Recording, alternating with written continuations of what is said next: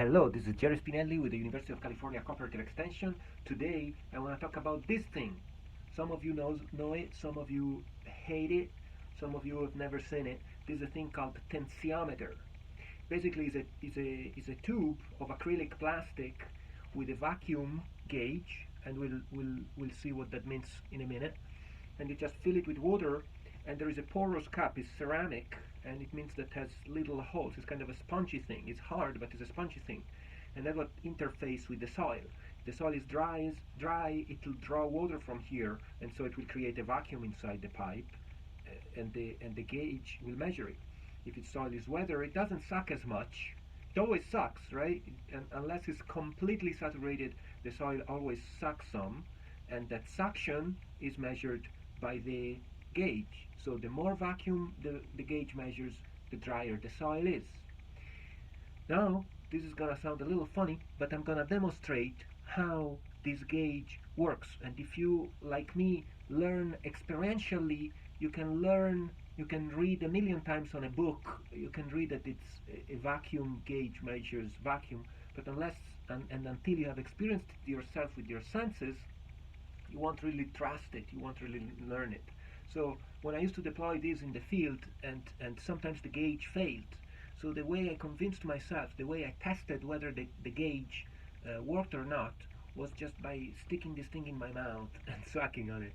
And so you'll see that the needle moves, and if the needle moves, then you know that the gauge works, and you also kind of understand how this instrument works. So here we go. Don't do this at home. I'm gonna try to show you how this works. Alright, look at the needle here. I hope you can see the needle. Did you see that it went up to 20 centibars? I'm gonna show you it again. Ready? I'm just putting my mouth on this reservoir here and sucking on it. So let me try again. Alright, so I got it to 30 this time. Then we'll have a contest, and whoever gets it to 50 wins. Okay, so now that we convinced ourselves that what this gauge does, at least I'm convinced, now the other thing that I want to show you is that when we remove this cap, then we let air in, and so the needle falls to zero, just like you saw it. It's down here to zero. So the first thing you want to do before you deploy it is you put this cap, you screw it in, you make sure that this rubber stopper here makes the seal there with that hole. Now the whole area is sealed from the atmosphere. And now you can use some towel or some tissue to dry the porous cup. And basically I'm mimicking what the soil would do, just by putting this around this porous cup, and I'm drying it. And if the instrument works, you see that within minutes, I hope you can see this needle here, within minutes it's gonna start developing, some vacuum is gonna develop inside the instrument, and the gauge is gonna respond by measuring that vacuum. Now I'm gonna speed up this sequence to make it more dramatic, but you see that it's grown already, right? It's at about 10 now. It was at 0 a minute ago.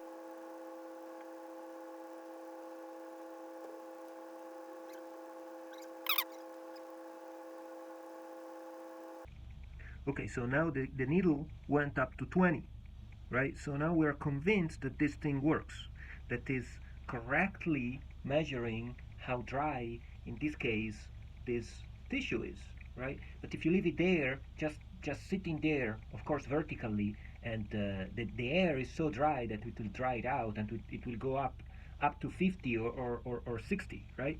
Sometimes if you have a leak, you will see tiny little bubbles appearing here, and that means that you have a leak in these threads, and you will see a string of bubbles that go up to this reservoir, or sometimes you see a string of bubbles that go up from here. So that's how you learn that an instrument does not work.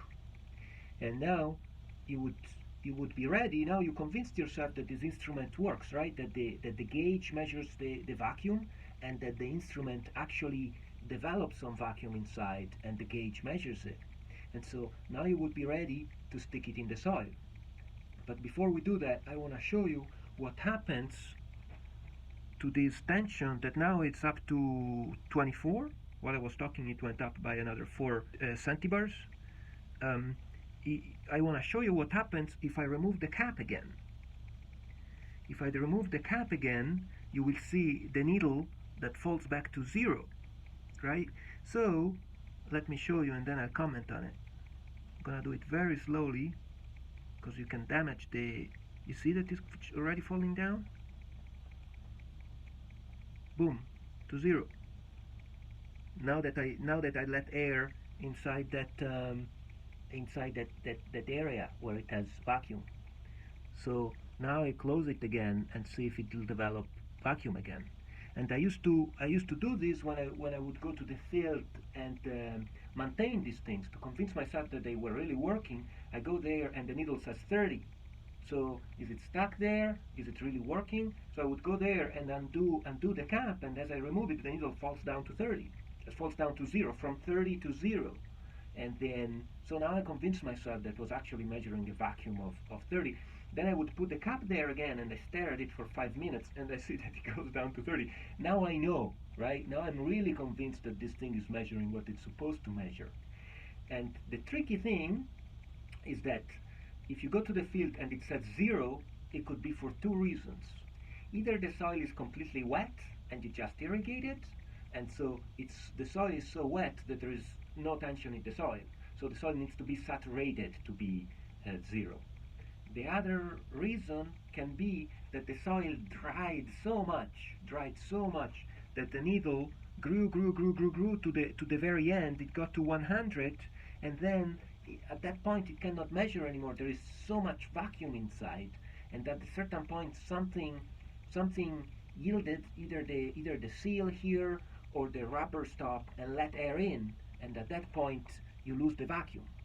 So many times you'll go to the field and wonder, why do I get zeros? And that's really a difficult thing to troubleshoot, because either the soil is completely wet or the soil is completely dry. And the easiest way is that pulling it out from the soil, touching the porous cup, is if it's completely wet, and then you can play around by sucking on it again, and you'll convince yourself again that it works or not. Or the soil is too dry, but in that case, maybe tensiometers are not the best instrument for you to measure irrigation, or maybe you should just install them deeper where it's wetter, and so where you can measure the range that this particular instrument can measure. We hope you enjoyed this video, and we'll see you in the next video.